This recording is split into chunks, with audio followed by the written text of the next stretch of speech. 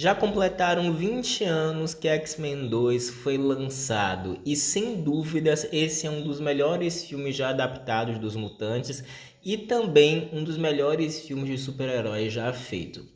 Por isso, em homenagem a esse filme tão icônico com cenas tão memoráveis, a gente listou as 10 melhores cenas de X-Men 2. E fica até o final porque a última com certeza você se emocionou nos cinemas.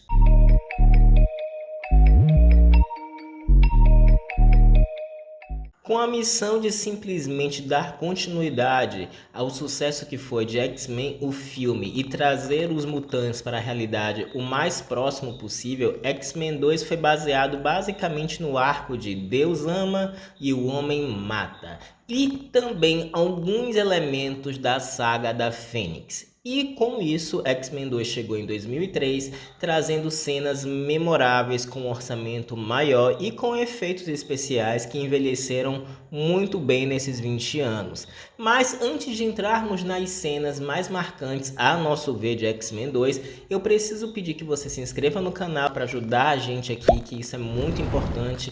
Que vocês ativem os sininhos das notificações para não perder nenhum vídeo novo aqui no canal. Deixe seu like para ajudar a gente e ajudar o YouTube a entender que nosso conteúdo é relevante e, portanto, merece ser distribuído para outras pessoas. Além de, é claro, comentar e compartilhar. Após o discurso introdutório do filme, nós somos premiados simplesmente com uma cena épica de abertura de filmes de super-heróis. E com certeza essa cena está entre as melhores cenas de introdução de personagem em qualquer filme de super-herói, que é simplesmente a invasão do Noturno na Casa Branca.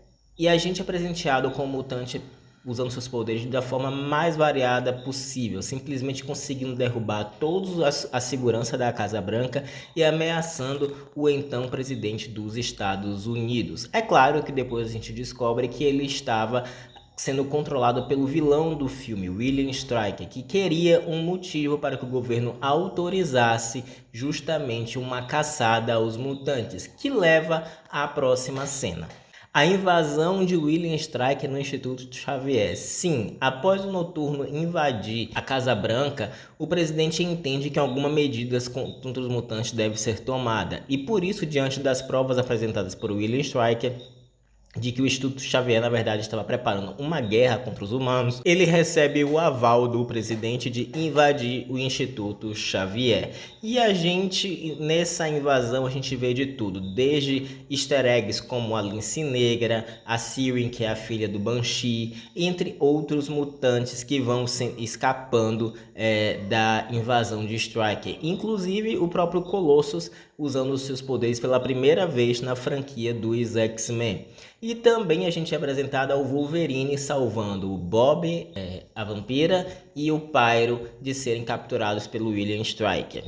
A terceira cena, a meu ver, é uma das minhas preferidas de toda a franquia, que é simplesmente a fuga do Magneto da prisão de plástico projetada para ele. Sim, o Magneto desde X-Men 1 estava nessa prisão de plástico para que ele não pudesse ser uma ameaça. Entretanto, a Mística dá um jeito de descobrir quem era o segurança que cuidava pessoalmente da prisão do Magneto e injeta nesse segurança ferro líquido. E é claro, como o mestre do magnetismo é um mutante experiente, ele sente a presença de metal no sangue desse segurança e ele retira, extrai todo o ferro desse sangue, desse segurança, e usa esse ferro justamente para escapar da prisão de diversas maneiras, como por exemplo criando um disco para sair voando do local e usando pequenas esferas que são atiradas como se fossem verdadeiras armas de fogo para acertar seus adversários. A quarta cena não é uma cena de ação, mas eu acho que talvez seja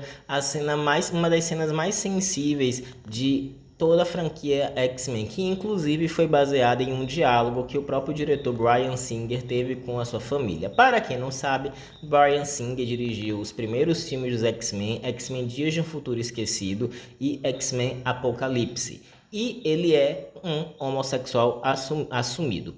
Dessa maneira, nesse diálogo, a gente vê na família do Bob, já que parte dos X-Men estão refugiados lá, que a família não sabia que o Bob era um mutante, simplesmente que ele havia sido enviado para um colégio supostamente para superdotados. E é então que o Bob se revela como um mutante pela primeira vez e a mãe dele faz a seguinte pergunta: você tentou não ser um mutante? É claro que isso é uma clara referência aos preconceitos que algumas minorias sofrem dentro da sociedade para negar a sua própria natureza. E, diante disso, o irmão dele, irritado e com inveja, porque ele queria ter poderes mutantes, acaba chamando a polícia para o local, que vai dar simplesmente um gancho para a próxima cena. Após o irmão do Bob chamar a polícia, simplesmente o Pyro e os demais X-Men são encurralados. Inclusive o Wolverine leva um tiro na testa, mas ele logo se recupera. Mas o Pyro ele não se rende e ele usa os seus poderes de manipular o fogo contra os policiais. E detalhe, ele consegue fazer um grande estrago controlando apenas o fogo que está no seu isqueiro. E nessa cena talvez a gente veja como é a extensão dos poderes do Pyro, que é um mutante tão menosprezado em animações e até mesmo dentro dos próprios quadrinhos, colocando ele como um bobalhão. E X-Men 2 trouxe a ele um tom bem ameaçador com seus poderes. E para que o ataque não fosse mais adiante, é aí que a Vampira, em uma das poucas cenas que ela utiliza seus poderes durante a franquia, ela usa os poderes do Pyro para justamente apagar todo o fogo. É claro que o ataque do Pyro não iria ficar impune e o governo então segue os X-Men em pleno ar. E é aí que nós temos a Tempestade dando um dos seus maiores feitos nos cinemas, que ela simplesmente cria vários tornados ao mesmo tempo para desviar a atenção de caças americanos. E com o controle absoluto de suas habilidades, ela até consegue se livrar de um caça. Entretanto, o outro consegue também ser tirado de cena, mas dispara mísseis que posteriormente são parados pela Jean Grey. Mas nessa cena a gente vê o quão poderosa a Tempestade ela foi nesse filme e o quão poderosa ela poderia ter sido mostrada além disso, não só nesse filme como em toda a franquia. Sendo obrigados a se aliarem a Magneto e Mística, os X-Men vão ao Lago Alcali, que era onde o professor Xavier, o Ciclope e outros alunos do Instituto Xavier estavam sendo mantidos pelo Stryker para servirem de teste a uma simples réplica do cérebro que o Stryker estava planejando usar contra os mutantes. E dentro dessa missão nós temos simplesmente o confronto de Wolverine versus Lady Lethal. Aqui a Lady Lethal ela não é uma ciborgue, e sim uma mutante com os mesmos poderes do Wolverine e que passou pelo processo que ele teve no programa Arma X. E é então que nós temos uma das maiores cenas de confronto que o Wolverine teve na franquia dos X-Men e também uma das maiores lutas dentro do filme de super-heróis. Essa cena não foi bem de ação, teve mais um pouco de suspense porque simplesmente a Mística se disfarça da assistente do William Stryker, que era a Lady Lethal, sendo controlada por ele.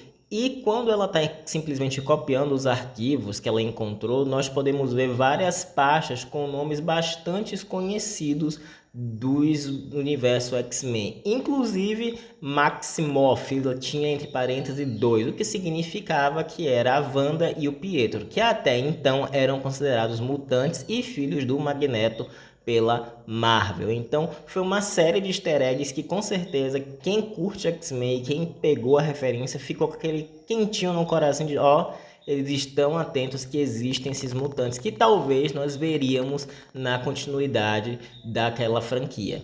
A última cena não poderia ser outra se não fosse o sacrifício da Jean Grey para salvar todos os estudantes, os X-Men, simplesmente da catástrofe que aconteceu com a base do William Stryker. Quando ela confronta o Ciclope, ela acaba dissipando toda a energia no local e acaba danificando a barragem, que certamente iria ceder. Após isso, a Vampira utiliza o jato para levar até os X-Men, mas acaba danificando, e os X-Men não teriam tempo hábil para simplesmente escapar dali, sem, é claro, enfrentar o volume de água que estava por vir. Além disso, a Jean sabia que seus poderes poderiam sair de controle, uma vez que estavam crescendo de uma forma muito rápida.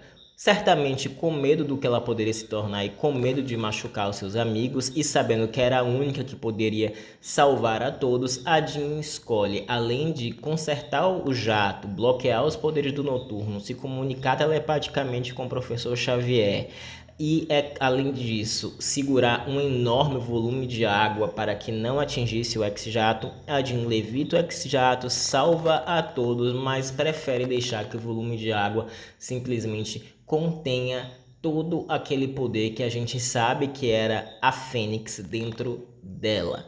Mas a gente sabe que ela conseguiu salvar os X-Men, mas não conseguiu se livrar da Fênix, uma vez que ela volta como uma das principais antagonistas em X-Men 3. Mas e vocês, o que acharam dessa seleção de cena? O que acham de X-Men 2? Qual outra cena vocês acham marcantes? Deixa aqui embaixo nos comentários e vamos comentar. Espero que você esteja bem e até a próxima.